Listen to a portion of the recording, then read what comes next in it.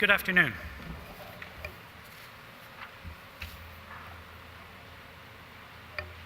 So just start out with a quick summary. Overall, the project's achieving all the critical milestones to date. The low oil prices we see today are certainly enhancing the project's opportunity to both achieve its cost and scheduled targets. And then one of the key execution strategies is the staging of the project with the goal of keeping peak field labor below about 6,000. So just looking a little bit more about the staged execution. As mentioned, one of the key elements of the execution strategy has been the staging of the project, starting with the engineering in order to control the peak field labor. Other elements of the strategy include maximizing the use of shop fabricated equipment and vessels, as well as utilizing global engineering and fabrication capabilities. Oh, sorry about that. Should have answered that slide, I apologize.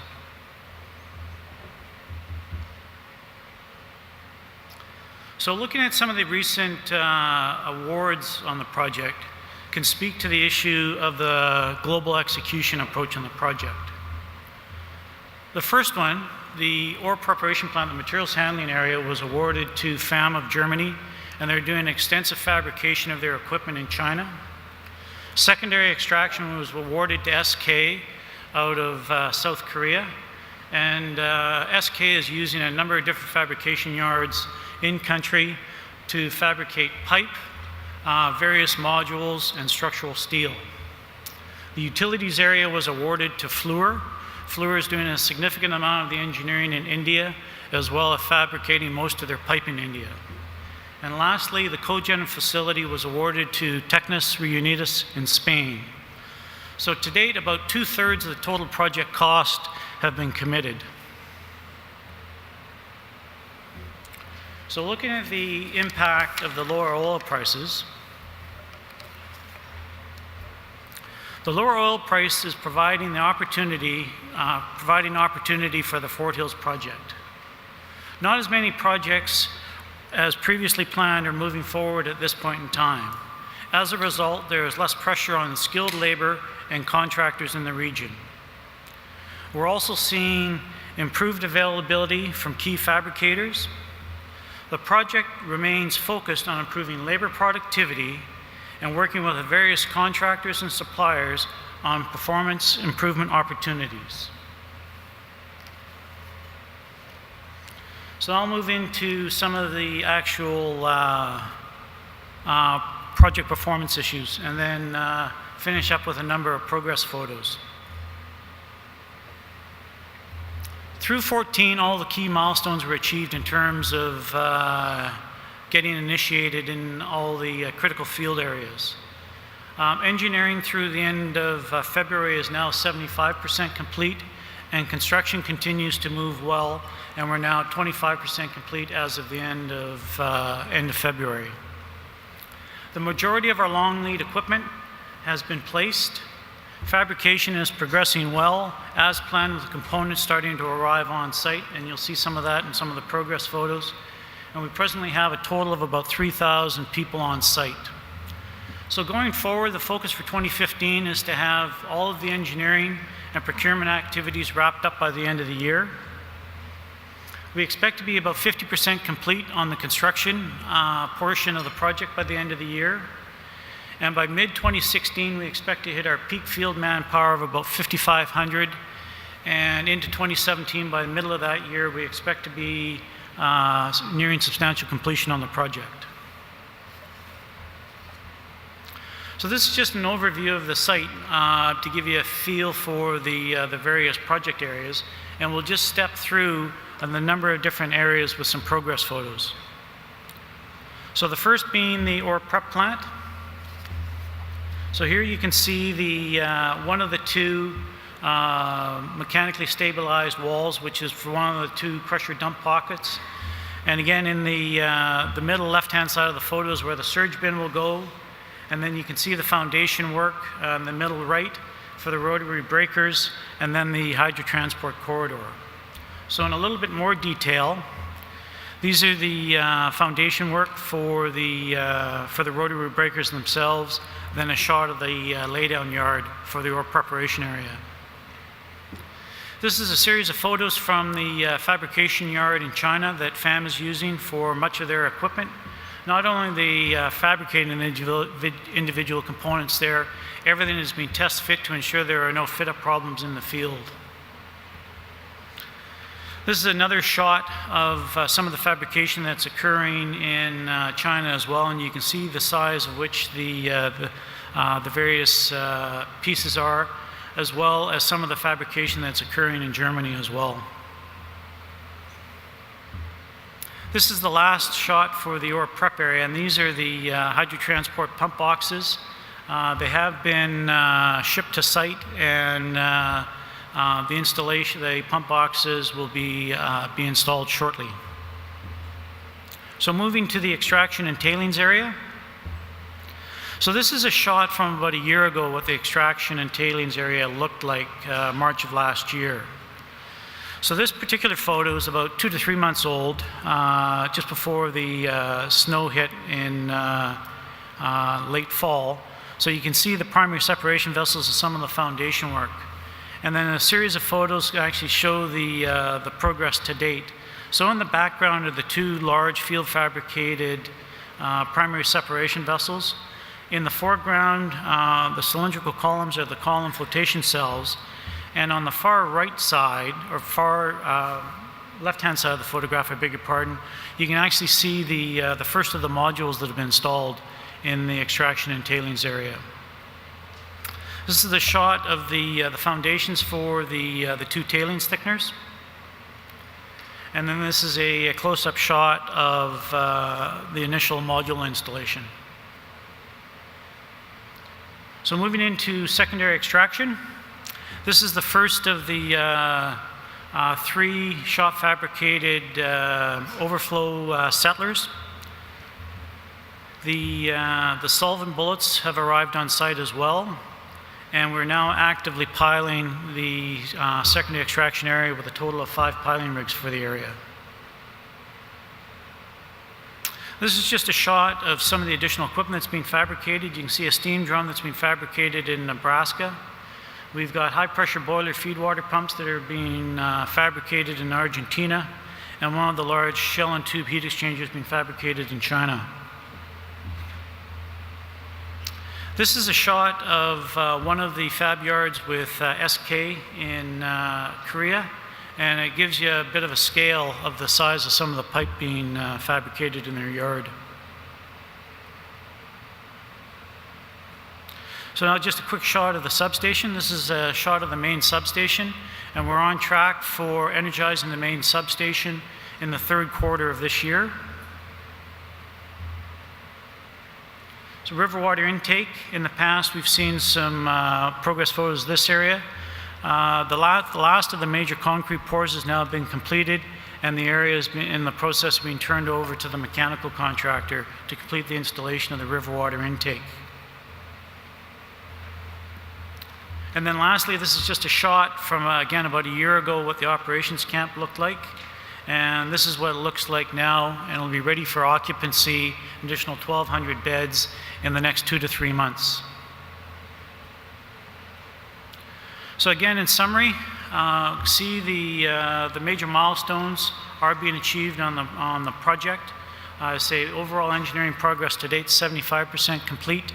Construction is 25% complete, and certainly the low oil environment we see today is providing an opportunity for cost containment and schedule containment on the project, and the staged approach to the overall execution of the project is assisting in keeping our peak field manpower under control. So with that, I'd like to turn it over to Ray.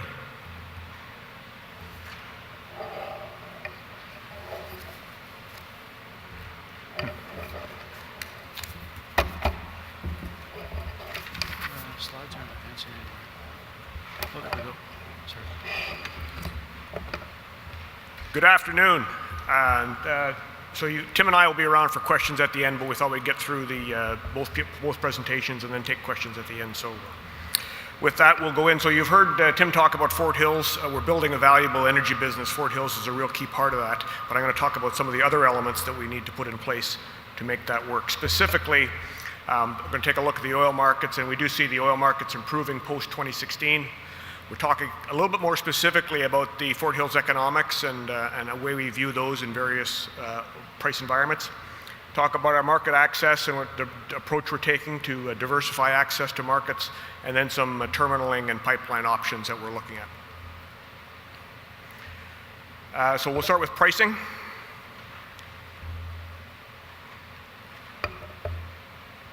So we've had a change in the global supply, and it's had a big impact on price, as everybody's aware. We had several years of relatively stable pricing, and you can see West Texas Intermediate pricing shown there over the last approximately 3 years.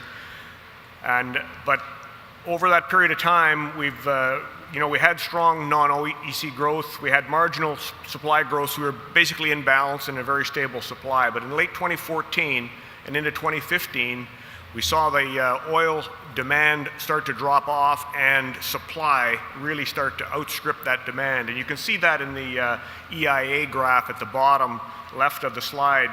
The blue bars indicate the consumption growth, and that really started to drop off in the latter part of 2014.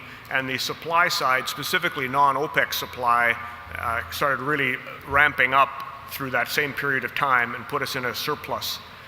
Couple that with Saudi Arabia deciding not to be the swing supplier in the world at the November meeting, and now that precipitated an oversupply without a supply response, and the price dropped off dramatically as we left 2014 and continued through early part of 2015.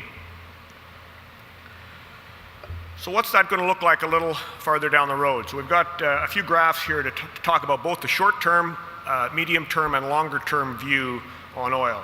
So we've seen a very swift response to the drop in price, and the graph on the bottom left is really just indicating the rig counts. And you've seen a lot of people that track these, and it shows a leading indicator of where U.S. production will trend a few months to a year down the road. And we've had a big drop off, approximately 50% of the active rigs in the last 4 months or so. In the medium term, which is on the top right graph, the EIA, it starts to paint the picture of, with that rapid response to supply, where are we going to go supply-demand-wise over the next while. And indications are that by the latter part of 2016, we should see the world back in supply-demand balance, and see that beyond that period of time, we should see an upward trend for oil pricing.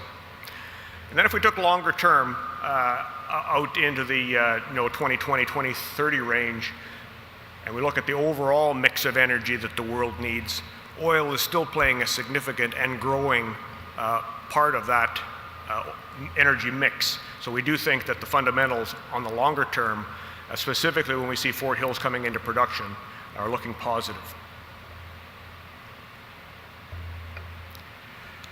The other aspect that we look at, of course, that was West Texas Intermediate. We do need to take a look at the price differential between West Texas Intermediate and Western Canadian Select, which is the heavy blend benchmark in Hardisty, Alberta. And the graph on the top left there kind of shows you the historical differentials that we've seen over the past couple of years. And what we're trying to illustrate here is that the differential, based on a number of factors, supply, demand, alternate feedstocks, certainly the quality of the heavy oil needs to be taken into account, but also market access and refinery outages do play an impact on that. The graph on the bottom left indicates the relationship between the capacity to move oil out of Alberta and the differentials that we see. And when we see that capacity is limited, demonstrated by the blue line where we've reached full capacity to move oil, the differentials tend to inflate, shown on the green line on the graph. Now with capacity building up mostly through the construction of rail loading facilities, we've seen that differential stabilize into the more normal range going forward. The other thing I want to highlight that we haven't talked a lot about is the bitumen that we'll be producing from Fort Hills is a paraffinic froth-treated bitumen. And what that means is we will be removing or precipitating out some of the heaviest aspects of the oil called the asphaltenes, or the heavy end of the barrel. So about 8% of the very heavy hydrocarbons will be precipitated out in the final cleaning process, and we'll be producing a cleaner, slightly lighter bitumen than Western Canadian Select, the bitumen that goes into Western Canadian Select. So we believe that that will be viewed favorably in the market, and that it will be priced equivalent to WCS in the long term. So we've showed this netback calculation in the past. We've updated this for a $75 oil environment with a 0.80 exchange rate. And I'll just quickly walk you through, we spent a lot of time last year the fall of 2013 taking you through this graph. But we start with West Texas Intermediate, priced in Cushing, Oklahoma. We take the light-heavy differential into account in US dollars that we just took a look at. We then adjust for Canadian exchange rate to get back into Canadian dollar terms, and we get a $75 Canadian price for WCS, the heavy blend at Hardisty. We have a slight adjustment for Fort Hills quality.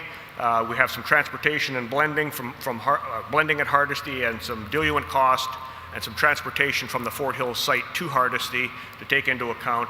And that gets us back to a bitumen price at the gate of $56.50. We've also shown some variations on that in the panel on the left there for varying WTI prices and the equivalent netback as we'd see it in Canadian dollars. So just spend a minute on operating costs, and then we'll put those two things together. Fort Hills is expecting to have operating costs at the low end of the industry range and be very competitive, and there's a few reasons for that. One is this is a brand new project. We're taking all of the latest steps forward in design and improvements, both in both the extraction plant and tailings, and they're being built into the plant as opposed to older plants that have had these retrofitted to them. The other thing that's quite significant is with the new paraffinic froth treatment process, we do not need to have an on-site upgrader to treat that bitumen into synthetic crude oil. And a lot of the times the impacts that we see from an on-site upgrader, both through its regular maintenance cycle that we see and unexpected shutdowns or turndowns, has an impact on the unit costs on the bitumen production side, just because of the impact of varying rates of production.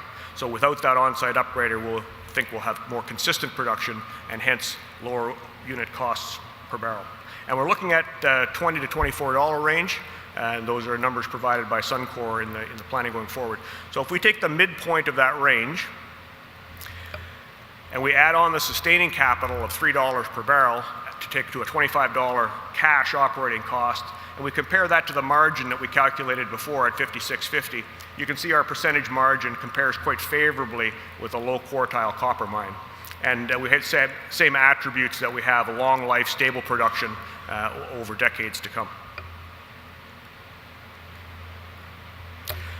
And again, we'll just go back quickly to the graph that Don showed in his talk. We've taken a look at the sensitivities on free cash flow percentage for oil price over two different exchange rates.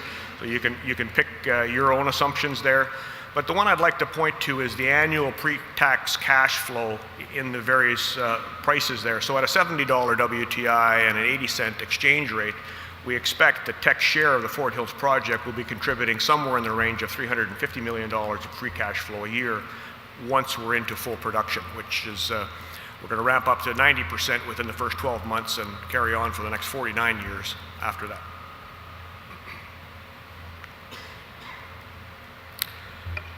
I'd like to switch now and take a little bit of time to talk about market access.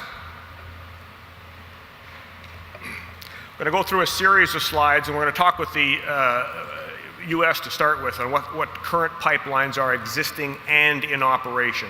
So these highlight the four main pipeline systems that take oil out of Alberta. We've got Trans Mountain. I'll start with the one on the west, the blue line, the Trans Mountain line that actually runs down into Vancouver and into the northern U.S. Washington State area. The main one that leaves from Hardisty that runs into the Superior, Wisconsin area is the Enbridge main line. We also have Enbridge Flanagan South, which is now in operation.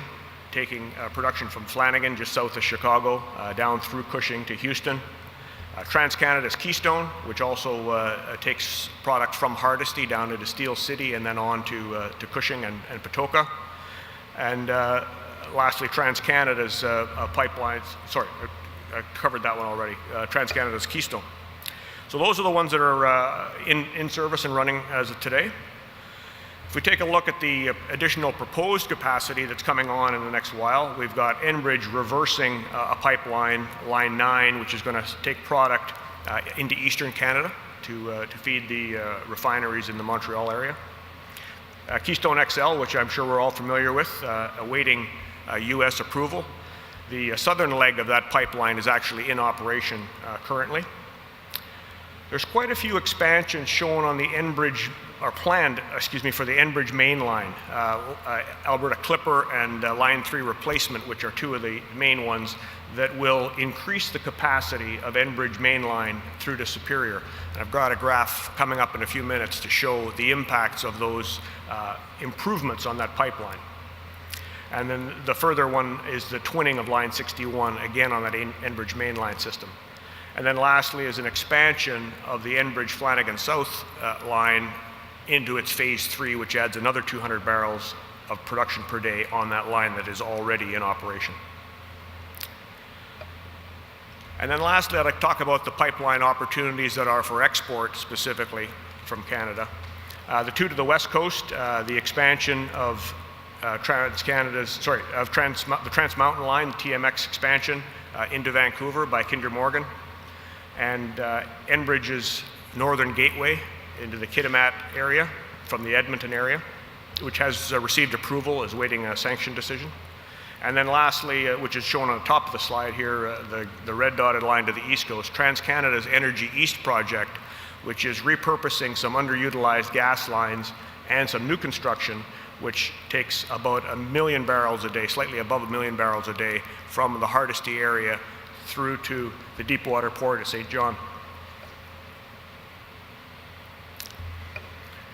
And then the last on transportation is the growing rail capacity in Western Canada, and this has been a real game changer in moving the excess production from Western Canada to markets. And it's been rapid growth. You can see the blue base on the graph to the left there, which shows the rail capacity that existed. The green area on the graph is that capacity that is currently under construction, and then the proposed capacity in the brown on top, which has been talked about but is not yet in construction. But even if we just look at what's in construction, we'll be approaching 1 million barrels a day of rail capacity to take that additional product to markets. And it shows you some of the prices per barrel and cycle times. Those are round-trip cycle times for unit trains from the Edmonton, Hardisty area down to various markets, be the West Coast, Gulf Coast, or the East Coast markets of both Canada and the US. So when we put that together, those previous slides and the rail capacity, we end up with the supply-demand balance for transportation out of Western Canada. The blue bars that you see are CAP's latest forecast for production that needs to be transported out of Alberta. So there is some production that's used within the province in Edmonton refineries, but what we need to transport to market is shown in the blue bars. And you can see in 2012 and 2013, we had almost an exact balance between our capacity, shown in the red line on top, which is a combination of both pipeline and rail, and the production. And those that remember the big discounts that we saw between WCS and WTI at the time was being driven by that lack of capacity to move oil to market. As we move forward, and the rapid response that we've seen in rail construction has created the capacity shown on the red line there, which is a combination of pipe and rail, to sufficiently move our product to market over the coming years.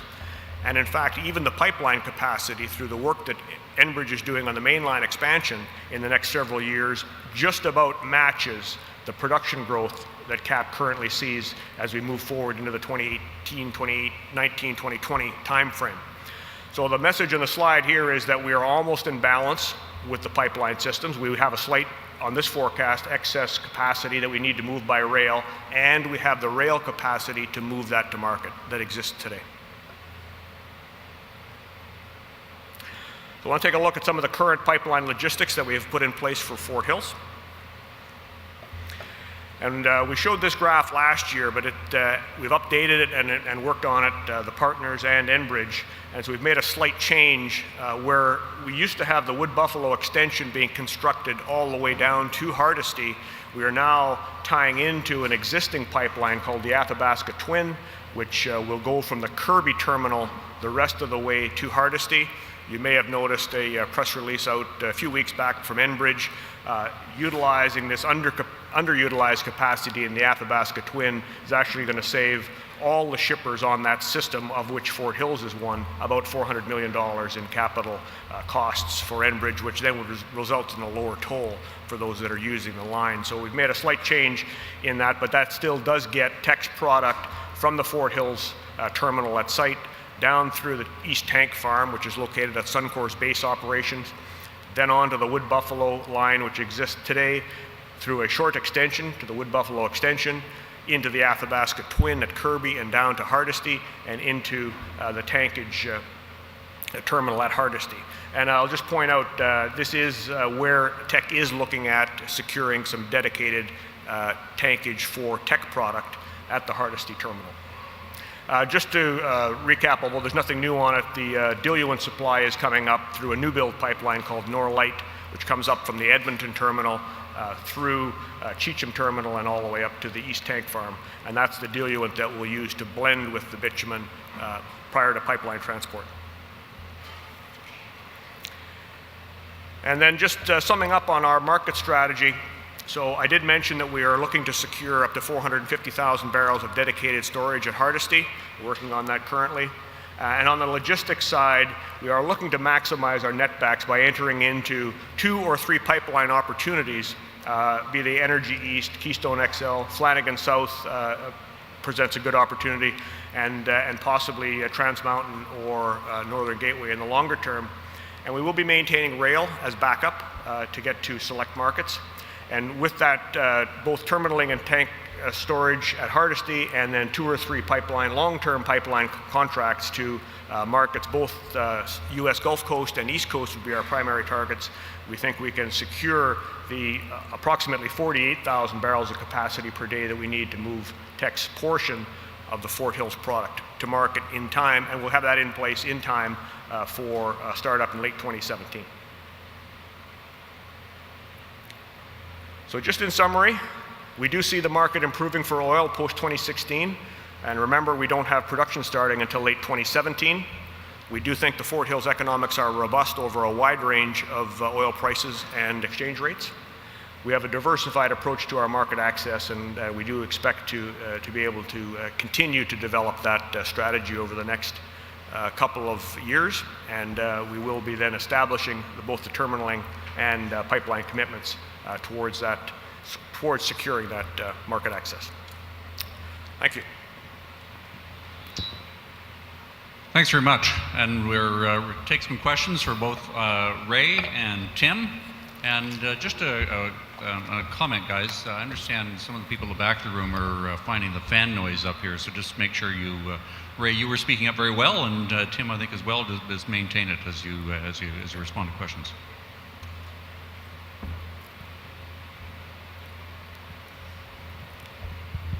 Hi guys, Oscar Cabrera from Bank of America Merrill Lynch. When you present the bitumen netback from, I'm assuming all of this is with pipelines, could you compare this to what the cost of bringing that same bitumen with rail would be? You're talking about, I think, ranges between $15 and $22 a barrel. Is that all inclusive of the same things that you have here in the pipelines? So again, it is a bit hard to hear up here, but I think the question is, Oscar, let me try it, and then we'll see if I can get it right. The netback slide is assuming we use pipelines. Rail is more expensive than pipelines, and that would reduce that netback, depending on which market we went to, by somewhere by $4 to $8 a barrel. Can you repeat the figure again? Okay, Sorry. so the netback slide that we showed, the 5650, assumes that we get to market with a pipeline. If we were instead to use rail for all of our production, which is unlikely, but if we were, it would reduce our netback by about $4 to $8, depending on which markets we would go to.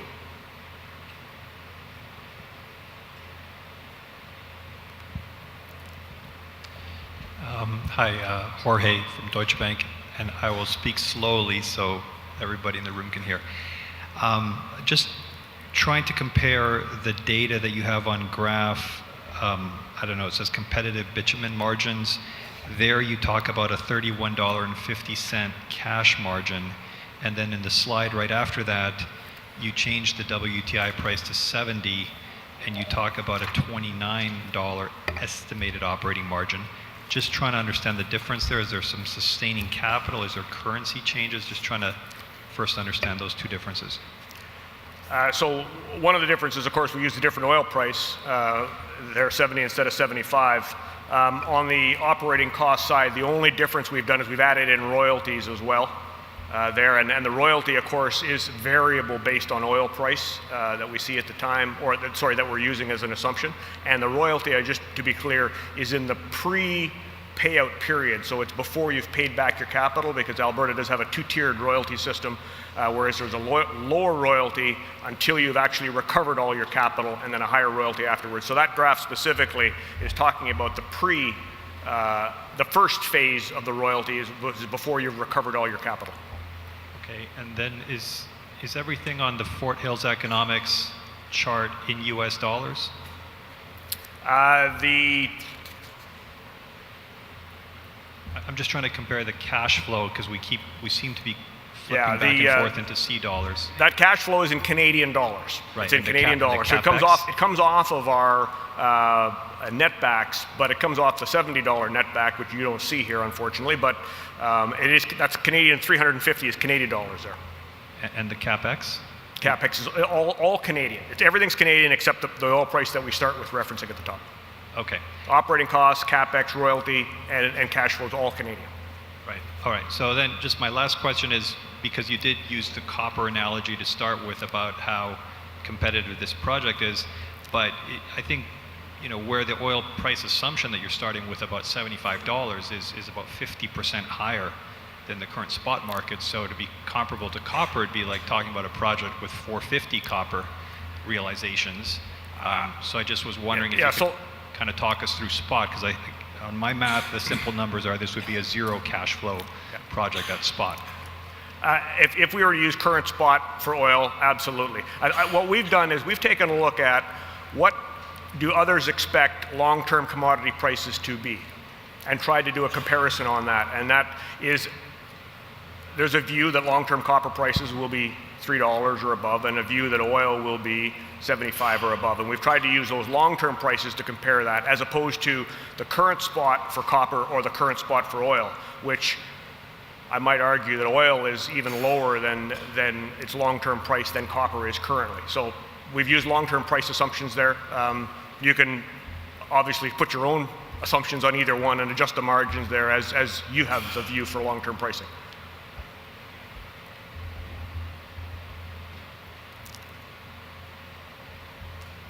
Tim, on the capex for Fort Hills, I think Suncor has been pretty optimistic about how things are going as well, and they've suggested that the question now is how little of the contingency they use, not how much.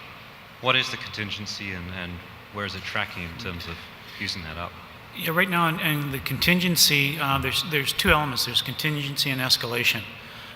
So the remaining contingency on the project is just slightly over $1 billion, and the escalation component is about $400 million.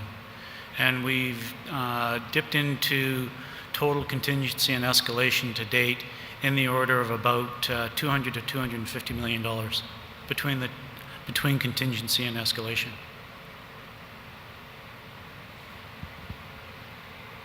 Where is it going in terms of tracking the project, and how far into the contingency are you going to go in the escalation? Right now, in terms of the forecast, are you asking the forecast final cost? Yeah, we're still within basically the guidance range for the project when the project was originally announced. which is 15.1 billion, if people don't remember. Yeah, sorry. So the sanction cost of the project all in, including pre-development capital, was 15.1 Canadian.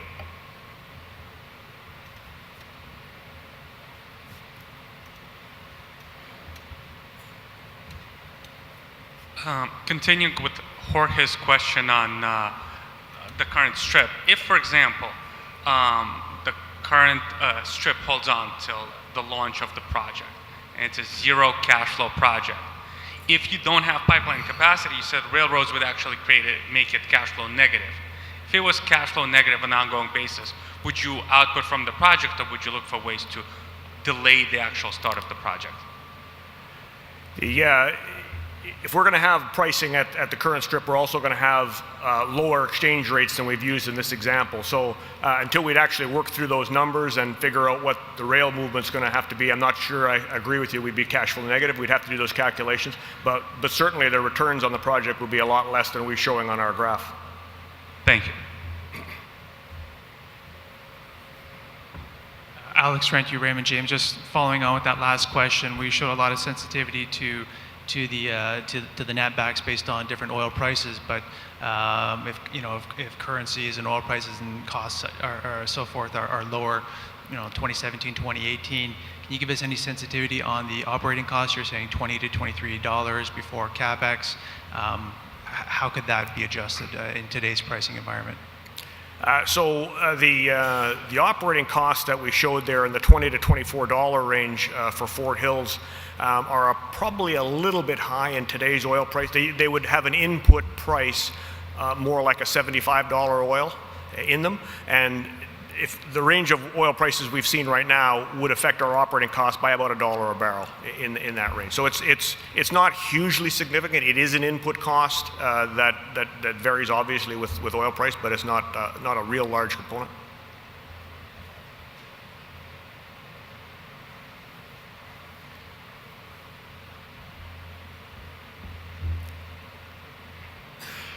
Typically, how long would the debottlenecking period take for you to get down to that per barrel operating cost? Typically, when we think about copper mines, it could be anywhere from 6 months to 18 months to actually get down to a steady state, sort of run rate cash cost operating cost. What does a debottlenecking period look like with your experience?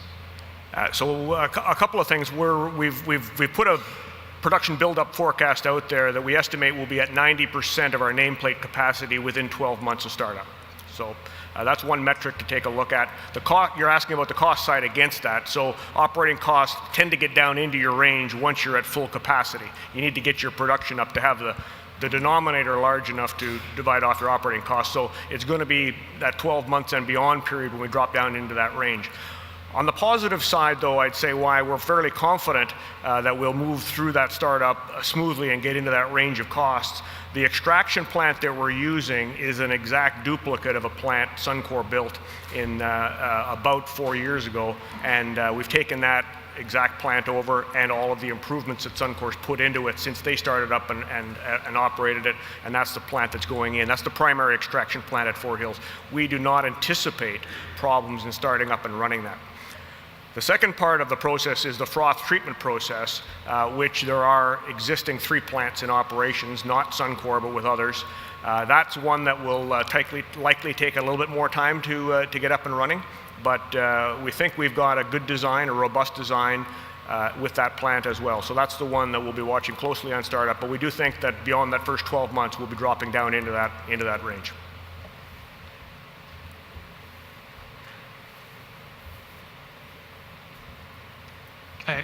Sorry, just one follow-up question. We talked a lot about Fort Hills. Can you tell us a little bit about your plans for Frontier over the next couple of years, and with oil prices being where they are today, how you see that one evolving? Yeah, certainly a good question. We didn't cover Frontier in the presentation today. Frontier is going through the regulatory process right now. We still see that process is going to be another 18 to 24 months until we see a decision from the regulator on that. And it will be after that period of time that we'll take a look at the environment and see what the plan is going forward. Certainly there's a few things we need to see in place, and Teck's been very public about the fact of bringing a partner in on Frontier. So we'll see if the environment is such that that's a good time to do that. That's one of the steps we take a look at. We also need to see a few pipelines approved and built out of Alberta, I think, to make sure we've got a good access to market with that product. And at that point in time, we'll assess the steps for Frontier at that time. Hi, can you just comment on your diluent cost assumptions and what kind of factor you've used to estimate those, and then also how comfortable you are with that 25% ratio? Yeah, so the 25% ratio is not in question. That's based on the density and viscosity of the bitumen that will be coming out of the froth treatment plant, and it's just a straight calculation with the diluent we'll purchase out of Edmonton. So we expect that does vary slightly seasonally. So the winter time it's a little higher, summertime it's a little lower, but it's only by a couple of percent either way, and that 25% is an annual average. So I think that's a good metric to use. We've priced our diluent in our assumption at a slight premium to WTI and purchase it out of Edmonton, and we've included the transportation costs for that diluent up to site in the price. So I can't remember the exact number, it would have been like $5, but it's currently trading under less than $1 premium right now. So I think, I guess what I'm trying to say is I think that diluent cost assumption in our model is slightly conservative at today's pricing, but we think it's realistic in the longer term.